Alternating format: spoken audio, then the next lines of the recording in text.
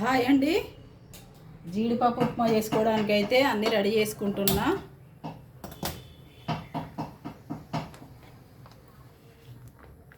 నెయ్యి అయితే తీసుకోవాలి. నెయ్యి కొంచెం ఎక్కువనే వేసుకుంటా నేను. ఉప్మాలోకైనా దేనిలోకైనా కొంచెం నెయ్యి అయితే ఎక్కువనే వాడతా.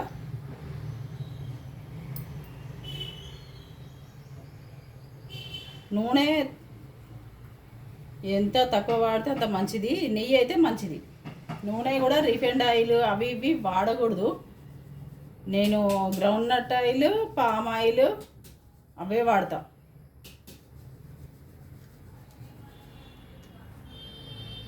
మళ్ళీ rice bran oil, refined oil అవి సన్ఫ్లవర్ ఆయిల్ అయితే వాడను.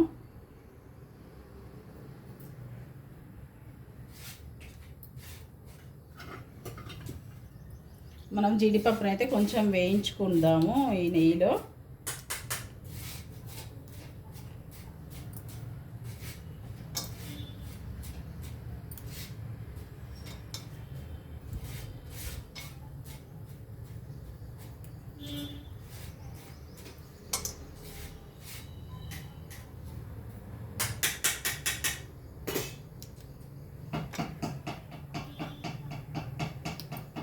చాలా బాగా వస్తుంది ఇది. జీడిపప్పుతో చేసుకుంటాం కదా, ఇది చాలా బాగా వస్తుంది.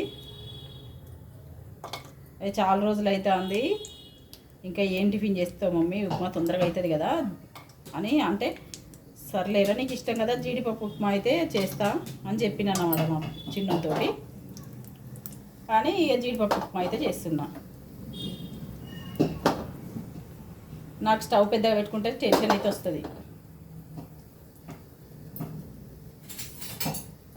అందుకే నేను స్టవ్ పెద్దగా అస్సలు పెట్టుకోను.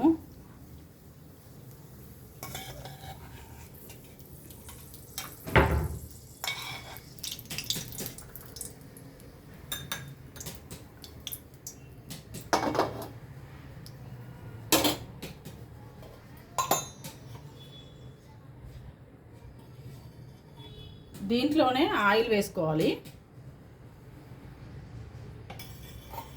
ఆయిల్ 1 టేబుల్ స్పూన్ సరిపోతుంది.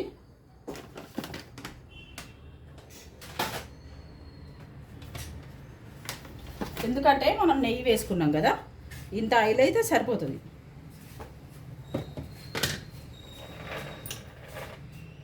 కొంచెం ఏమేస్తున్నానో చూడండి. పల్లీలు వేసుకోవాలి,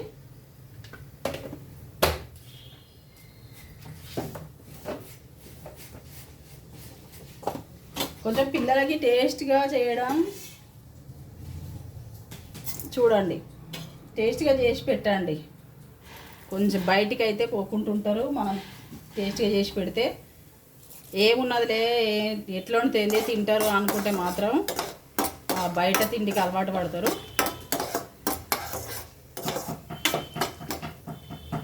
లేదంటే వాళ్ళ కూరలు వీళ్ళ కూరలు మంచిగా ఉన్నాయని చెప్తారు అన్నమాట. మనమే మంచిగా చేసి పెట్టుకుంటే అయిపోతుంది కదా మన పిల్లలకి. వాళ్ళ వీళ్ళ పేర్లు చెప్పుకోవడం ఎందుకు? ఇక మంచిగా మనం చేసుకొని పెట్టుకొని మన పిల్లల్ని మనమైతే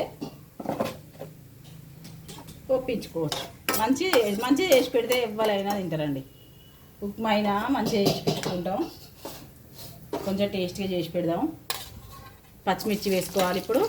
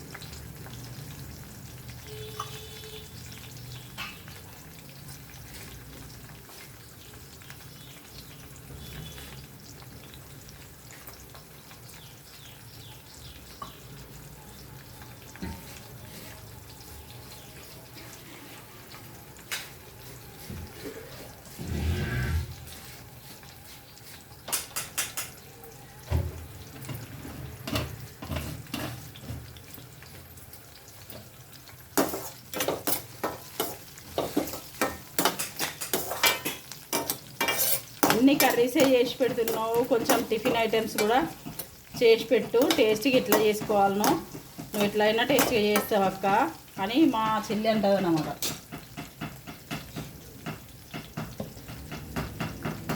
దానికోసమైనా కొంచెం చేసి చూపిద్దామని, మీకు చూపించినట్టుంటుంది, దానికి చూపించినట్టుంటుంది అని నేనైతే చేస్తున్నా.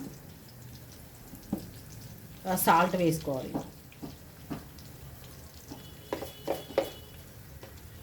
సాల్ట్ కారం కొలత అయితే ఏముండదు, మనకు తెలిసిన విషయమే కదా. నేను ఇందులో వేసుకునేది ఏంటిదంటే కొంచెం ఇట్లా, కొంచెం అంటే కొంచెమే అల్లం పేస్ట్ అయితే వేసుకుంటా, ఒక చిటికెడు అంటారు కదా ఆ చిటికెడే.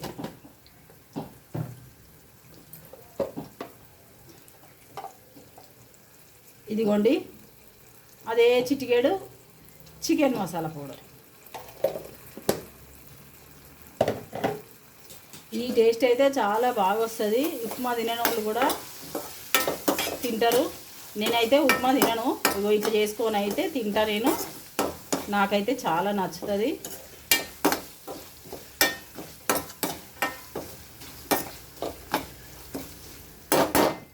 ఉప్మా గట్టిగా ఉండొద్దు, కొంచెం లూజ్గానైతే ఉండాలి. ఇదిగోండి అన్నీ వేసుకున్నాం కదా, ఈ వాటర్ పోసుకుందాము. ఒక గ్లాస్ రవ్వకి 3-3.5 పోసుకోవాలి వాటర్ అయితే, అప్పుడే కొంచెం మనకు ఉప్మా లూజ్గా వస్తుంది.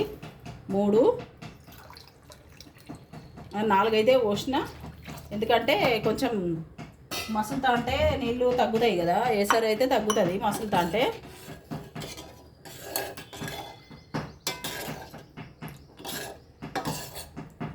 ఇవన్నీ సరిపోతాయి మనకు ఉప్మాకైతే. ఉప్మా అయితే చాలా బాగా వస్తుంది.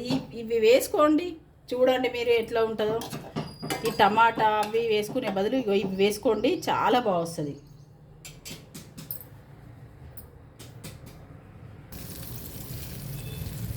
ఇసరు మసులుతుంది కదా, ఈ రవ్వ అయితే వేసుకోవాలి. కొంచెం ఇదైతే కొంచెం లూజ్గానే ఉంటుంది.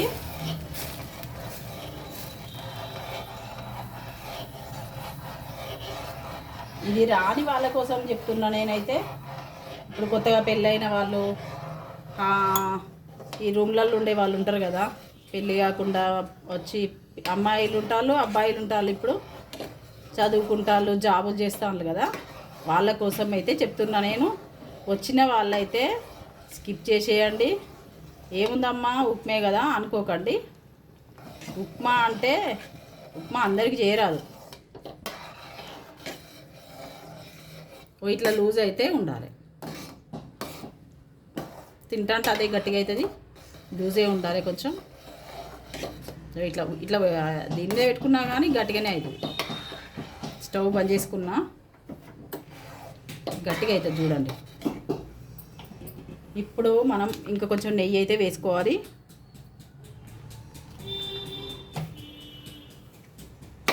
నెయ్యి అయితే ఒక 50 గ్రామ్స్ వరకు అయితే పడుతుంది.